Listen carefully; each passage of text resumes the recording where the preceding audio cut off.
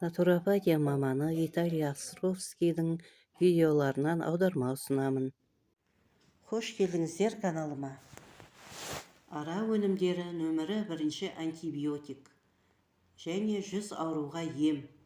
Ара өнімдері әселі болсын, немесе ара ұяларындағы балауыздары болсын, адам ағзасы үшін таптырмас ем. Құран кәрімде адамдар үшін ем екендігі ескертілген. Бірінші тәсіл: 100 грамм суға 5 грамм прополисті салып, блендермен майдалап аламыз. Прополис қоңыр түсті болады, пластилин секілді.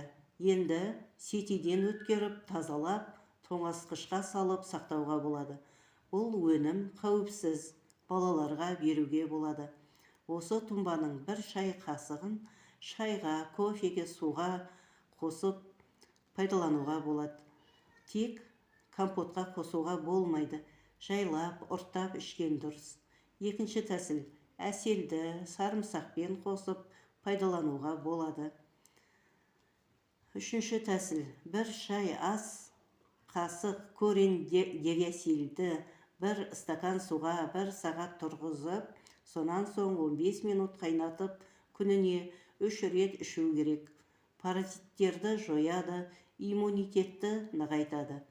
Корень девиасил және сарымсақ және әсел үшеуі тамаша фитохимия.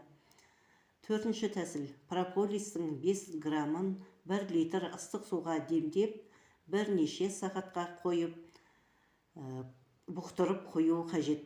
Сонан соң түнге қарай жатар кезде 1 стаканын ішуге болады. Ағзаға, клеткаларға сіңіп, паразиттерді жояды.